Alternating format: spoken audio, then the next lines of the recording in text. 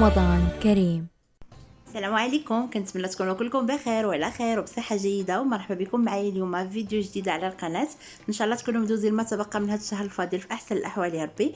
اليوم جيتكم بطريقه تحضير ديال خبز تاكوس اولا خبز تورتيا، كل واحد واشنو كيقول ليه. هاد نوعيه الخبز ضروري يكون عندنا في الدار، ولينا كنحتاجوه بزاف، ولينا كنبغيو نصاوبوا به دي ساندويتش دي تاكوس. بزاف ديال لي غوسيت كنلقاوهم كنحتاجوا فيهم هاد الخبز. اليوم ان شاء الله غنشاركوا معكم بطريقه جد سهله ومبسطه وناجح، واخا تكوني اول مره غتصاوبيه. وان شاء الله ما بقيتوش غادي نشريو خبز ديال التاكوس، وكيجي واحد الكميه وفيره بثمن اقل وبتكلفه قليله مقارنه مع اللي كنشريو. كنتمنى لا فيديو تنال الاعجاب ديالكم، تبعوا معايا حتى الاخر. اول حاجه غادي نبدا لكم بها البنات، وهي المكونات اللي غادي نحتاجو في التحضير ديال الكميه اللي غنشارك معكم اليوم ديال الخبز تاكوس. عندي هنايا نص كيلو ديال الفورص، اي ما يعادل 4 الكيسان ديال الدقيق، يكون نوعيه ممتازه، الفورص الرطب كيف كنقولوا، ويكون زوين ديال الحلويات.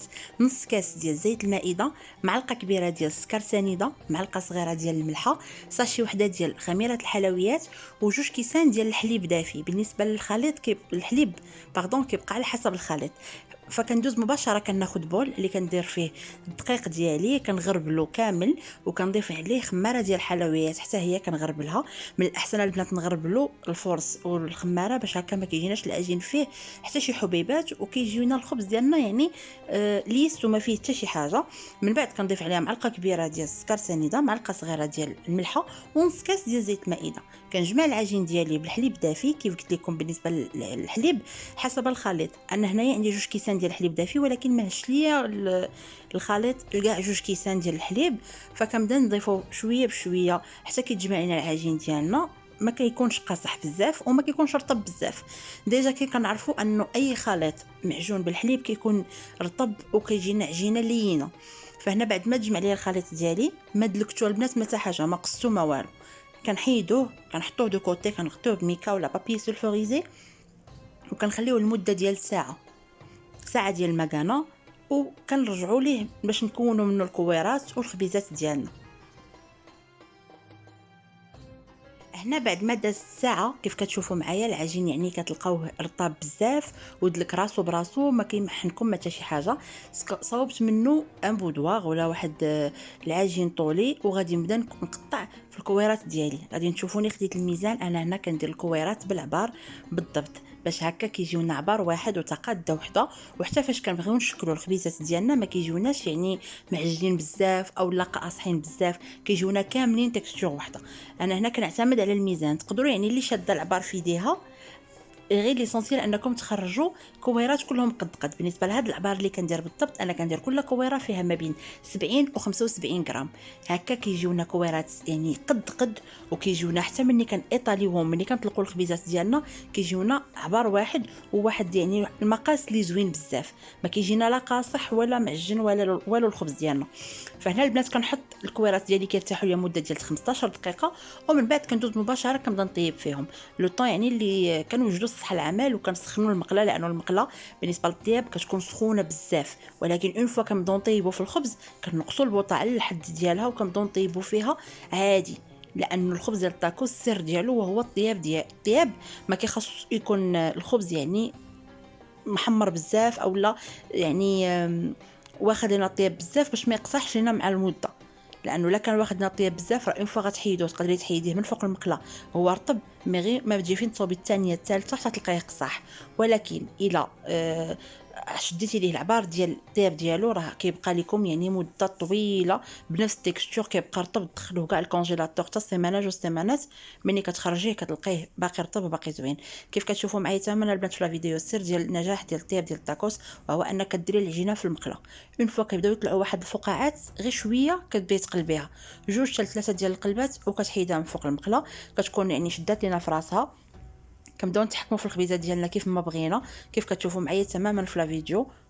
وكنحطوا هادو كوتي، كنحطوا وحده على وحده، وكنغطيوهم شي منيدل باش كترجع لهم الحراره ديالهم. وخلاص هو راه كيكمل في الطياب وكيزيد يتحمر ملي كنديروه في لاباري ديال بانيني ولا في اي حاجه بغينا نطيبوه فيها، ولا في الفران ولا في اي حاجه، يعني كل واحد فايش كيستعمل هذا الخبز. كيف كتشوفوا معايا البنات كنيطاليو الخبيزات ديالنا ولا الكويرات ديالنا مزيان حتى كيبدا يبان لينا سطح العمل. يعني خصو يكون فريمون رقيق بزاف باش ما يجيكمش الخبز معجن، ويجيكم يعني الساندويتش ديالكم ولا اي حاجه درتوها في هذا الخبز تجيكم معجنه. كيف كتشوفوا حتى كيبدا يبان لكم سطح العمل من العجين، وكتكون فريمون رقيقه. وكديروا هكا الطيب ما تخافوا منه ما والو، صراحه كيجي اكثر من رائع وسهل بزاف البنات. انا ما نكذبش عليكم كنت دائما كنشريه، ولكن للاسف ما كنتش كنطيح وقيله في شي نوعيه ممتازه ديال هذا الخبز ولا في شي مارك اللي زوينه ديال هذا الخبز. كنت ديما ملي كنشريه من الله يسمح لي اون فوا كنديرو في لاباري كيولي بحال الميكا بحال البلاستيك، حتى لدرجه انه داكشي اللي كنديرو منه كيضيع. ولكن من نهار اجتهدت وليت كنصوبو في الدار فما بقيتش كنشريه، وقلت ما يمكنش ما نشاركش معكم هاد لاستوس وهاد لا غوسيت هادي. فكنعطيهم البنات شويه ديال الوقت شويه ديال الخاطر حتى نطيبهم كاملين، وغادي تشوفوا معايا هنايا لو ريزولطا فينال. فهنا بعد ما طيبتهم كاملين وكنطيب وكنغطي كنطيب وكنغطي، فكيبقاو لي البنات كويرات ولا الخبيزات ديالي رطبين وزوينين. كنصوب بهم بزاف ديال لي غوسيت، لي ساندويش تاكوس، دوك لي ساندويش لي واحد المره صوبت معكم وكنسدهم بالقريريسات، دوك لي تاكوس ميني تاكوس صغيورين. بزاف ديال لي غوسيت كنديرهم حتى دي فوند كيش شي مره الا ما كانوش عندي لي فوند كيش اولا كنت زربانه بغيت دي كيش، فكنستعملوه بزاف هذا الخبز هذا البنات. فعلاش لا ما نصوبوهش في الدار وكتخرج لنا حتى كميه وفيره مقارنه مع الا يعني بغينا نشريوه. صراحه راه كيطلع كيجي غالي شويه مقارنه لا بغينا نشريوه صراحه الله، لانه نص كيلو ديال الدقيق كيخرج لنا هاد لا كونتيتي وديال الدار ومصوب على حقو طريقو وكيبقى زوين وكنحتفظوا به في اي لحظه بغيناه كنلقاوه. راه 14 اولا 12 خبيزه ديال تاكوس راه مقارنه لا بغينا نشريوها في ساشي راه كتشرى بواحد الثمن اوكين غولاسيون اونتر تصوبوه مع تشريوه. كنتمنى لا فيديو ديال هذا النهار تنال الاعجاب ديالكم، وما تبخلوش عليا بلي لايك او لو بارطاج وتقولوا لي في لي كومونتير كيفاش جاكم. شكرا لكم بزاف على المتابعه، واللي اول مره غيشوف لاشين ديالي بغي نقول لك مرحبا بك.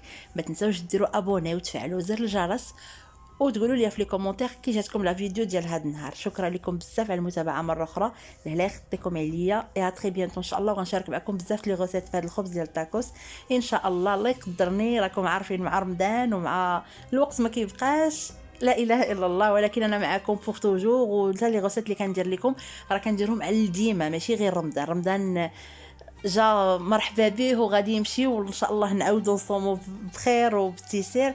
مي لي غوسيت راه العام كله. شكرا لكم بزاف مره اخرى، شكرا على المشاهده وعلى التشجيعات المتواصله ديالكم ليا. جو فوز انفو دو غرو بيزو، يا تري بيانتو.